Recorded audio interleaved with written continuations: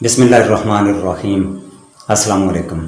میں اپنی کئی گزشتہ ویڈیوز میں جو ابھی کی صورتحال ہے پاکستان کی سیلاب کی، آپ سب کو پتہ ہے، تو اسی پہ ہی بات کر چکا ہوں۔ تو ابھی میں تھوڑی سی بات پھر اسی پہ ہی کروں گا کہ ابھی بھی جو سیلابی صورتحال ہے وہ پاکستان میں کافی سنگین ہے۔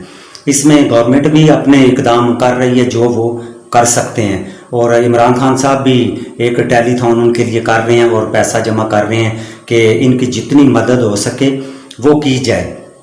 تو اللہ کرے کہ کوئی ایسے سبب پیدا ہو جائیں، اللہ تعالیٰ ایسے سبب پیدا کر دے کہ ان کی جلدی سے جلدی ان کی پریشانیاں سیلاب زدگان کی وہ ختم ہوں اور وہ اپنی لائف میں واپس آئیں اور کوشش کریں نئے سرے سے زندگی جینے کی، کیونکہ ان کے کافی سارے نقصان ہو گئے ہیں، جانور ان کے بہہ گئے ہیں، اتنے ان کے افراد، پتہ نہیں کتنے افراد پانی میں بہہ کے اللہ کو پیارے ہو گئے، ان کی لاشیں تک نہیں ملیں، وہ کہاں چلے گئے، بہت زیادہ نقصان ہوا ہے۔ لیکن کیا کریں، دنیا چلنا ہے، اس نے ایسے ہی چلنا ہے، اپ اینڈ ڈاؤن ہوتا رہے گا اور یہ دنیا آگے بڑھتی رہے گی۔ تو خان صاحب بھی اس میں اپنی کر رہے ہیں کوشش کہ ان کی مدد کے لیے کوئی نہ کوئی ذرائع ہیں جو ان کو بروئے کار لایا جائے، اور گورنمنٹ آف پاکستان بھی کچھ نہ کچھ کر رہی ہے۔ تو اس میں ایک بات کروں گا کہ جیسے ابھی تھوڑی دیر پہلے خان صاحب دوبارہ توہین عدالت ہے جو ان کے اوپر توہین عدالت کا ایک کیس بنا ہوا ہے، تو ابھی 2 بجے وہ اس عدالت میں پھر پیش ہوئے تھے۔ تو میں سمجھ رہا تھا شاید ہماری جو سیاسی ایلیٹ ہے وہ کوئی سمجھ آئے گی انہیں کہ پاکستان کے عوام کس پریشانی میں ہے، لیکن انہیں کوئی سمجھ نہیں آ رہی۔ یہ افسوس کی بات ہے۔ وہ خان صاحب کو دن بدن وہ کوٹو میں گھسیٹنے کے چکر میں ہیں، اور ایسا ہی ہو رہا ہے، آپ بھی دیکھ رہے ہیں، خان صاحب بھی پریشان ہیں۔ پہلے انہوں نے کہا کہ میں نہیں آ رہا، پولیس نے کہا کہ سیکیورٹی کلیئرنس نہیں ہے، پھر کورٹ نے انہیں بولا بھائی آپ نے 12 بجے تک پہنچنا ہے، لازمی پہنچنا ہے۔ اب کیا کریں، کورٹ کا آرڈر ہے، خان صاحب آئے ہیں اور 12 ستمبر تک ان کی جو ضمانت ہے ایکسٹینڈ کی گئی ہے 12 ستمبر تک توہین عدالت کے کیس میں۔ تو کل وہ جو پیش ہوئے تھے وہ دہشت گردی کے کیس میں پیش ہوئے تھے کورٹ میں۔ اب بات یہ ہے کہ یہ صرف خان صاحب کا وقت ضائع کرنے کی ٹیکٹکس ہیں، خان صاحب کا کسی طریقے سے وقت ضائع کیا جائے کہ خان صاحب کو ادھر الجھا کے رکھا جائے۔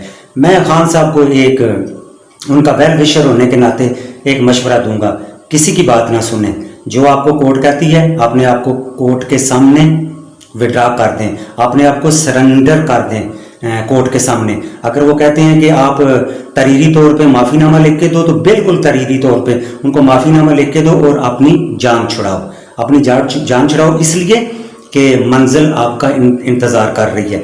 اور جو منزل پہ قومیں جو پہنچتی ہیں اور جن کے لیڈر پہنچتے ہیں وہ اگر رستوں میں یہ کیسز میں اس کی بات سنی، اس کی بات سنی، ان چکروں میں پڑ گئے تو وہ کبھی بھی نہ قوم اور نہ اس کا راہبر اپنی منزل پہ نہیں پہنچ سکتا۔ تو میں خان صاحب کو کہوں گا یہ جو کر رہے ہیں انہیں کرنے دیں، اور آپ اپنی منزل کے اوپر نظر رکھیں کہ میں نے اس قوم کو اس منزل کے اوپر لے کے جانا ہے، جو آپ نے اس قوم کو منزل بتائی ہے کہ بھائی آپ کی یہ منزل ہے، حقیقی آزادی کی منزل۔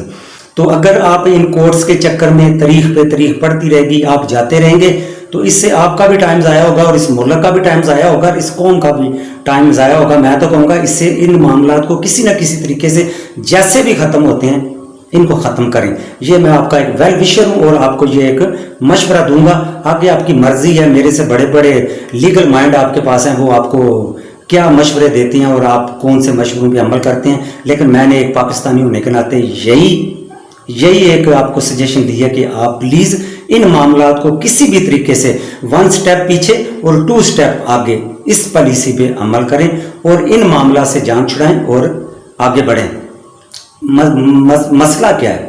مسئلہ یہ ہے کہ جیسے آج آپ کا سرگودے میں جلسہ ہے، کل آپ گجرات میں جلسہ کریں گے، تو اس کے ساتھ ہی آپ نے سیلاب زدگان کی امداد کے لیے بھی اقدامات کرنے ہیں۔ تو اس کے لیے بندے کا مائنڈ فریش ہونا چاہیے، آپ کا مائنڈ فریش ہونا چاہیے۔ آپ کو اگر پتا ہو کہ میں نے صبح کورٹ میں پیش ہونا ہے، ایک تو انہیں عدالت کی ہے، ایک دہشت گردی کی ہے، ایک 144 کی ہے، اب پھر آپ کیا کریں گے؟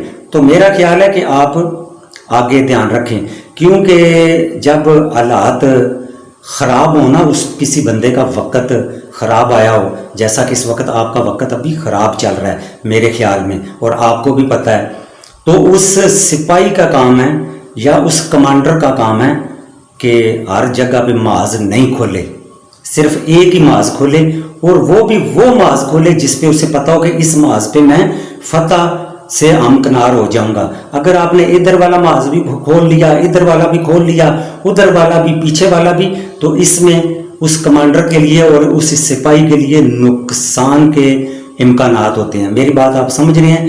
آپ صرف اور صرف فوکس اپنی منزل پہ رکھیں۔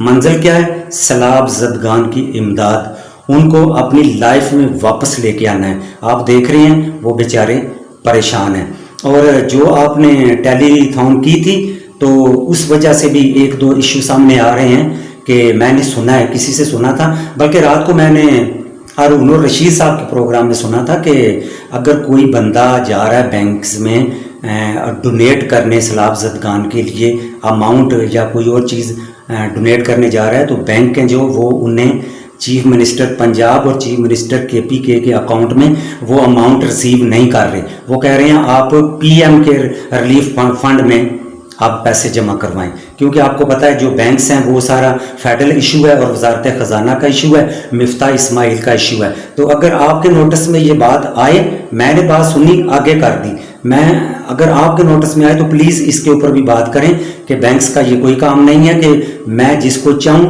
اپنی ڈونیٹ دوں، اپنی چیز ڈونیٹ کروں، یہ میری مرضی ہے۔ میں سی ایم پرویز الہی کے کروں، سی ایم کے پی کو کروں یا پی ایم شہباز کو کروں، یہ میری مرضی ہے، اس پہ آپ مجھے فورس نہیں کر سکتے کہ آپ یہ کرو۔ لیکن میں نے سنا ہے کہ ایسا ہو رہا ہے، یہ سننے میں آئی، یہ بات میڈیا سے ہی سنی ہے، آپ کے نوٹس میں بھی آ گئی ہوگی۔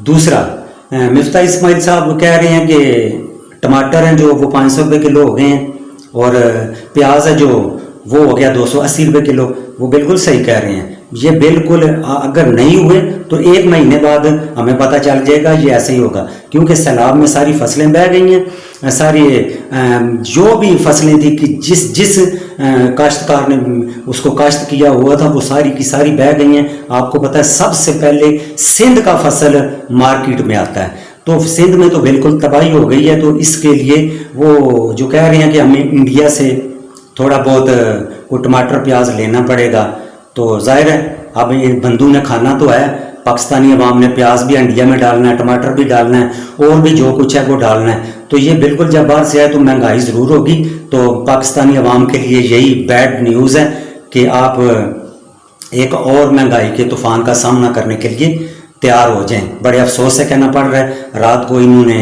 آئل پرائسز بھی انکریز کر دی ہیں، اب پتہ نہیں یہ ہمارے ساتھ کیا کرنا چاہتے ہیں۔ تو بس یہی چھوٹا سا پیغام تھا، رات میں انشاءاللہ بات کریں گے۔ خان صاحب کا سرگودا میں جلسہ ہے، اور اس کے بعد ان کا کل گجرات میں بھی جلسہ ہے، تو کل بھی بات کریں گے، اور شام کو سرگودے والے جلسے کے اوپر بھی بات کریں گے۔ السلام علیکم ورحمۃ اللہ۔ پاکستان زندہ باد۔